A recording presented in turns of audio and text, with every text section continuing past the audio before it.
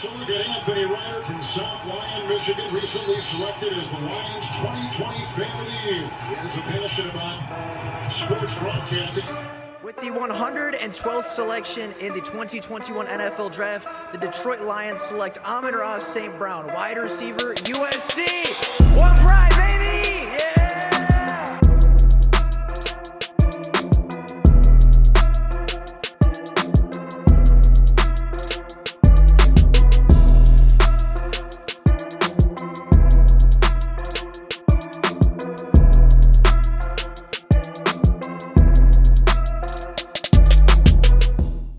We are just over a month away from the 2024 NFL Draft, meaning in just 30 days or so, the Detroit Lions and the other 31 franchises will be making selections and will be on the clock to improve their franchises and set themselves up for future success.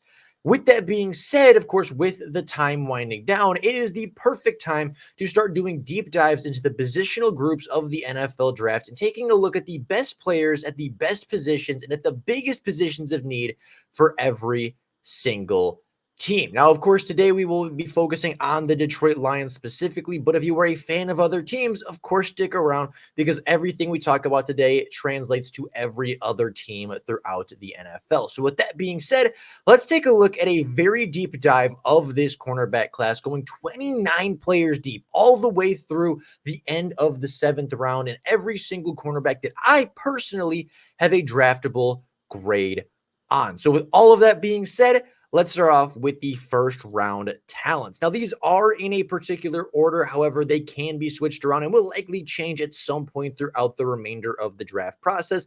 This is just where I have them ranked as of right now with the information that I have had and have been given.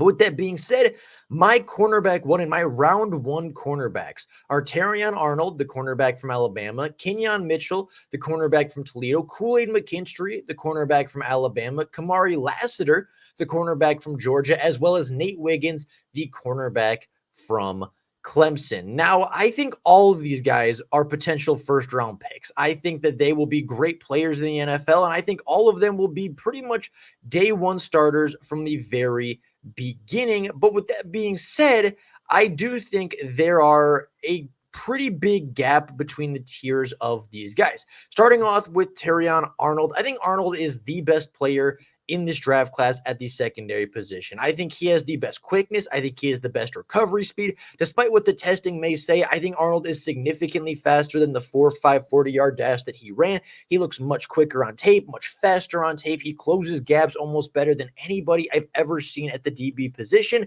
And he is just a phenomenal athlete with elite closing speed, with great ball skills. I mean, there are very few things that Terrion Arnold cannot do.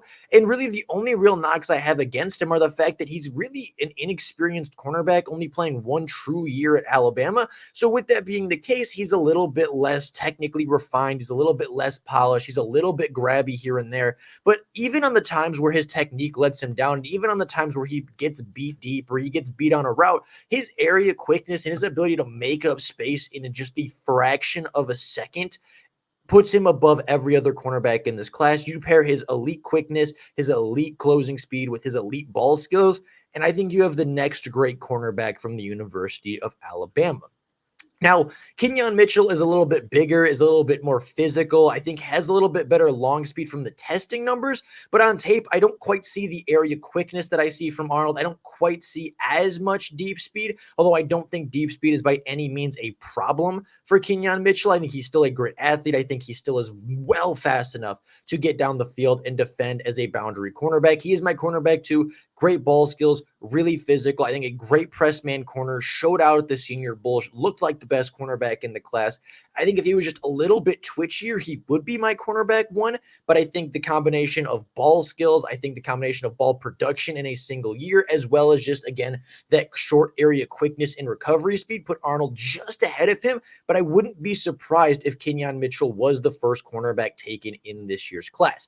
Kool-Aid McKinstry is my cornerback 3. I think he is a phenomenal cornerback from the University of Alabama, was the cornerback 1 going into the year, and I still think has a great opportunity to be drafted well early in the first round of the NFL draft. He has phenomenal technique. He has really good size. He's pretty good size, I think. He uses that size really well. He's a great athlete. He really wasn't tested, whereas Teron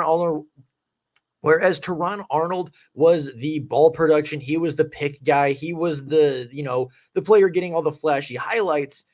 They would still rather go after Teron Arnold than Kool-Aid McKinstry. Kool-Aid really wasn't tested. He was great. I watched him go toe-to-toe with Malik Neighbors and be phenomenal and barely give up an inch. I thought he was great. I think he has every trait to be a great cornerback in the NFL. And even though he's not as big or as fast as the other two guys, I think he is just as good, and I think he's right up there with the best cornerbacks in this class. And I think if he does fall to 29, which seems to be a more and more growing possibility, I think the Lions would be stupid not to take him, if not even potentially trade up for him in the NFL draft. Now, Kamari Lassiter is a player that I wasn't super high on to begin the year, but as I kind of watch more and more, I think he's a really good prospect. I think is, in my opinion, the second best press man corner in the draft next to Kenyon Mitchell, but I think he's a more physical player, if that makes sense. I think he relies more on that physicality. I think that's more the staple to his game, if you will. That's more of his signature thing, is being physical, being pressed at the line of scrimmage, being that guy at the line of scrimmage, and just kind of being physical early in the route, hitting wide receivers early. That's kind of more his deal. And I think he's a less well-rounded player than Kenyon Mitchell, but I think his specialty is that press man corner. And I think he's a really, really good press man corner to boot. He's got good size. He's got good speed. He's got good production. He's super, super physical. I think the most physical cornerback in this draft class. And I think they're all going to translate really well to the NFL. Now, Nate Wiggins is my last first-round cornerback. I think he will be a late first-round pick. He was on the combine testing numbers, the fastest cornerback at the combine. He's a phenomenal athlete. He is super twitchy, but I don't feel like he necessarily plays up to the weight that he should. I believe he's 6'1", 6'2", 180. He's not really the biggest guy, and he really doesn't play nearly as physical as guys like Kamari or Kool-Aid or Kenyon or Terrion. And I think that really puts him below those guys, right? Potentially even in that second tier of cornerbacks, whereas all of those guys can play press man coverage. I really don't know if Nate Wiggins can do so at the highest level. And I feel like, especially against Florida State versus Keon Coleman and the other wide receiver who's escaping my name at this moment, I think Johnny Wilson. I just don't think he played the most physical game, and I fear that in the NFL, his lack of physicality will really come back to bite him.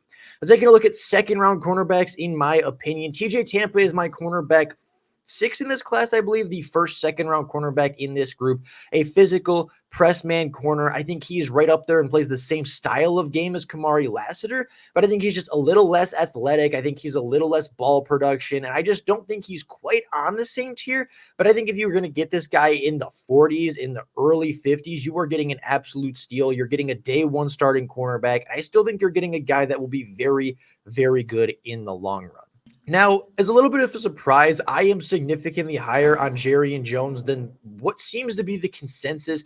Jarrian Jones is primarily a slot cornerback at the Florida State last year. He was really a guy that played primarily in the slot, but did play a little bit on the boundary. And for those of you wondering, I consider Cooper DeJean a slot cornerback / safety. I don't consider him a true cornerback prospect. So when we do this with the safeties, I will talk about him with the safeties, and a large part of that is because I don't think he is a great boundary cornerback. But with Jarrian Jones, I do think that he can be a really good boundary cornerback. And in the 2022 season, he was a really, really good cornerback on the boundary. Jarrian Jones last year, for those of you that are unfamiliar, because I was unfamiliar before doing the scouting report, Jarrian Jones last year had a 90.1 Pro Football Focus grade, allowed a passer rating of 25.3 while being a 6 foot even 191-pound cornerback. Now in 2023, he did play a majority of his snaps in the slot, but on the boundary, he was really good as well. And in 2022, he did have a majority of his snaps taken on the boundary, where he allowed a quarterback rating of just 41.6. 7. I don't have the Pro Football Focus grade, but I would imagine it's pretty high for a guy that has not allowed a touchdown over the last 2 seasons at Florida State. Now, Ennis Rakestraw Jr. is a player that I really like as well out of Missouri. Good man coverage guy, good twitch, good length, but I think he's a little bit light and doesn't quite have the elite ball production that you would want out of a first-round cornerback. I think if you're getting him in the second round, it's a very appropriate value, and I do think that's probably where his value lies. Mike Sanders, still the cornerback from Michigan, is a little bit undersized, a little bit small for the boundary cornerback position, but he's so productive. He's so versatile. He's a high motor. He's scrappy. He's aggressive, but aggressive in the right ways. And I think that he can be a boundary cornerback as well. And I think he will be a really, really good cornerback in the NFL. Again, not necessarily the biggest fit for the Lions, as I think he will probably start in the slot due to his size concerns, but I do think he will be a great prospect for people and for other teams that are looking for that scrappy slot cornerback that's going to get you some ball production, is going to force some turnovers. Chris Abrams-Smith, the second cornerback from Missouri on today's video, has great ball production, great versatility. I think locates the ball really well in the air, but the only real problem I have is that he is a little bit smaller, doesn't quite have the same run defense oomph as his teammate or some of the other cornerbacks in this draft, right? TJ Tampa, an elite hitter. Jarian Jones, a great tackler. Ennis Rakestraw and Mike Sanders still are great tacklers. I don't think Chris Abrams-Drain is quite as good of a tackler, but I don't think he's necessarily going to be a liability in the run game either. And then Max Melton is the last round 2 cornerback that I have. I think great in run support, a great competitor, fights for the ball, but I think at times is a little bit too aggressive at jumping routes and a little bit sloppy with his technique. I think if he gets a really good defensive backs coach that can hone his skills and develop him a little bit, he can be really good. But I think he is much more of a day 2 project than he is a day 1 starter. Going on to round 3, some of my favorite cornerbacks in this draft class from a value perspective. I think Kyrie Jackson is a phenomenal player. He's a guy that nobody really talks about, a player that everybody kind of has as that late day 3, early day 4 cornerback with some good size, but a 6'3" cornerback with good ball skills. I think with decent hips, but not necessarily great hips. I think he's a great cornerback. He reminds me a lot of his former teammate in Christian Gonzalez. I don't think he's nearly as fluid as Christian Gonzalez, but I think he's just up there as one of the better athletes in this draft class, one of the better sizes in this draft class, some of the best ball skills in this draft class. And I think he is a day 2 project. I don't think he's going to come in and be a day 1 starter, but I do think he's going to be potentially a year 2 starter. And I think potentially an end of year 1 starter. I think he's going to be a really strong addition to whatever secondary drafts him and whatever team ends up selecting him in the draft. Renard Green is the second FSU cornerback off this list. Renard Green has great quickness, great explosiveness, really good ball production. He's a little bit grabby, a little bit over aggressive at times, and a little bit inconsistent. But on the games where he's having a good day, on the games where he is properly aggressive, on the games where he is being consistent, I think he's right up there with one of the better cornerbacks in this draft class. And for me, he is a really, really good player. And I think he is worthy of kind of, right around that 70 to 80 mark when it comes to cornerbacks in the 3rd round. I think he'll be an early 3rd round pick and a great selection for whatever team picks him. Cam Harton is another one of those bigger cornerbacks, a 6'2" DB from Notre Dame with a quick trigger, great length, great in press coverage, and great in physicality, but I do think he is lacking a little bit with his hip fluidity as well as using his length to the ability that he can. He is a 6'2" cornerback, but doesn't quite play it that way necessarily. He plays a little bit like a smaller cornerback, so if he can utilize his size a little bit better and kind of, hip fluidity is a hard thing to develop, but I think that, potentially if he can fix that a little bit and play to his size a little better, I think he'd be a really, really strong cornerback as well. Kalen King is the biggest faller in this year's draft class. He is a player that really was a 1st round selection this time last year and has since fallen really to about that round 3, round 4. Didn't have great ball production, wasn't phenomenal at Penn State last year, really had a down year, but I still think has some really solid hips. I think still is really patient, is a good run defender, a good tackler. He's a smart player. I just think his lack of quickness and his lack of speed really, really hurts him, right? He's not the twitchiest player. He's not going to break on routes super fast. He's not going to be able to run with Tyreek Hill down the field. He's not going to be able to run with honestly, quite a few wide receivers down the field with his lack of speed. But I do think he's a good size for a cornerback. I think he's got decent ball skills. I think he has really, really fluid hips. He did go toe-to-toe with Marvin Harrison Jr., and even though he lost that matchup, I thought he had a couple really good reps against him.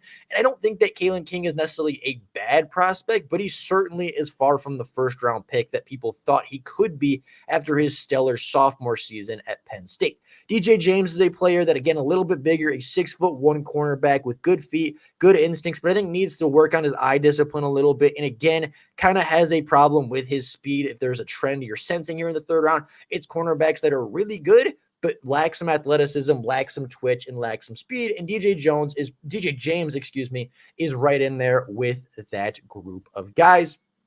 And then the last round 3 cornerback that I have is going to be Josh Newton, the cornerback from TCU. I won't lie, I truly don't like many players out of TCU. I don't like many of the DBs that have come out over the last couple of years. And I think Josh Newton is right up there with kind of the rest of them, right? I think he's got good short area quickness. I think he's got good IQ, but he really struggles with the deep ball. He really struggles to track the ball in the air, and I think it's a big problem for him. I think it may be a tough thing for him to fix. Now, again, I know it's a scout the player, not the helmet, but, I'll be honest, TCU just gives a little bit of that PTSD, and I think that, Josh Newton is going to be a decent role player. I think he's going to be a decent backup, but I don't think he's necessarily ever going to develop into that starting cornerback that some of these other guys potentially will. Year 2, year 3, I can see Kyrie Jackson. I can see Renardo Green. I can see Cam Hart and Kalen King, and maybe even DJ James being starting cornerbacks in the NFL. I don't really see it with Josh Newton, but I do think he is better than some of the other guys in my round 4 and later options. Speaking of round 4, I have Johnny Dixon, the second cornerback from Penn State, as my top round 4 cornerback. I think he's got good length, good athleticism, good feet.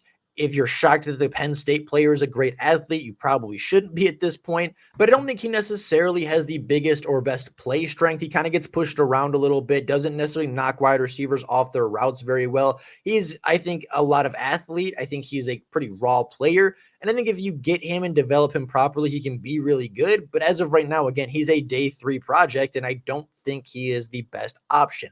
Elijah Jones is long with good ball skills, but I think is lacking speed and quickness, very much like Kalen King. I don't think he has nearly as fluid of hips. I don't think he has nearly as much ball production. And I think it really, really will hurt him in the NFL. But I think he could be a great special teams player. He hits really well. He tackles really well. And I think is a really strong player from that standpoint. MJ Devonshire, I believe is how you say it, from the University of Pittsburgh, is a long player, a 6'6" wingspan with great footwork, but I think he has inconsistent eye discipline, and he's not a great tackler, which is obviously not an ideal thing for defensive backs. He has the physical profile to be really good at cornerback, but I think is incredibly raw and will take a couple years to develop. Wake Forest cornerback Kalen Carson is a player that some people believe will be a second or third round pick, a player that will go on day 2 of the NFL draft. I personally don't see it. I thought his ball production was atrocious. I thought just overall his production, his technique was not very good. I do see that he has some pretty good route recognition, and as I look to the left, I'm looking at my notes because obviously 29 players is hard to remember off the top of your head. But I think he does have good route recognition. I think he does have good versatility. But again, that versatility is only so much when you're getting beat on the deep ball. You're getting beat several times. Didn't have a pick this year, give up 4 touchdowns in coverage. I just think he's kind of lacking a lot of the technique. I think he's lacking a lot of what he needs to be an NFL cornerback. And even though I think he's a good athlete, I don't think his athleticism is nearly enough to make up for his lack of technique and his poor form. Shia Smith-Wade is a smaller cornerback, but did play on the outside for Washington State at times. I think he has good coverage IQ. I think he's really good in the run support, but again, he is a little bit smaller. He is a little bit grabby. He is going to have some penalties at times, and it's going to hurt him down the stretch. Tarheeb Still, I believe is how you say it, the cornerback from Maryland, I thought is a great athlete, has really good anticipation on routes, but I think is lacking size, and he does get beaten vertically pretty often, which isn't ideal. But again, if you're betting on traits, you have that athleticism, you have that aggressiveness, could be a late round guy that you potentially go after as a special teams guy. I think would be a great special teams player, and I think would be really, really good for them, potentially a developmental guy. And then Jarius Monroe, the cornerback from Tulane, not really a fit for the Lions, but a player that is really good in zone coverage, has really good ball skills, a really good tackler, not so great in press man not so great with the play strength. Again, gets pushed around a little bit on the route, but I think has some good traits to become a developmental cornerback as well, if not a really good special teams player on day one. And then we have the day three guys, players that I think are really more going to be pure special teams guys, but potentially have some traits to work with or potentially have some things to like. I believe Naheem Pritchett is how you pronounce his name, from Auburn. I think he has some good size. He has some good traits, but again, I just don't see anything special on the coverage. And these are really the players that I haven't watched a ton of. These are more players that, looking at the statistics, looking at some other scouting reports and stuff, really just didn't stand out to me, didn't really shine in my opinion. Willie Drew from Virginia Tech's another one. DeCameron Richardson from Mississippi State. Andrew Phillips is a player that is projected to be a top 100 pick on certain sites from the University of Kentucky. I personally think he's a late day three pick with some good traits, but really isn't all that great in coverage. And Jaquan Hepburn, I believe it should be Shepard, although there's a typo there, is another player that I think will be a good special teams guy, but won't necessarily be an elite playmaker in the secondary. So with all of that being said, those are my cornerback rankings, right? 29 cornerbacks down the board, with some of the first round guys just taking a second look at, some of the second round guys taking another look at. Third round, of course, I think, as I said, some of my favorite value in this class, the fourth round developmental guys, and of course, the day three late on special teams standouts. I think this is a really deep cornerback class. I think this is a cornerback class that is going to produce a lot of talent, is going to rejuvenate the NFL when it comes to cornerback and the ability to play press man.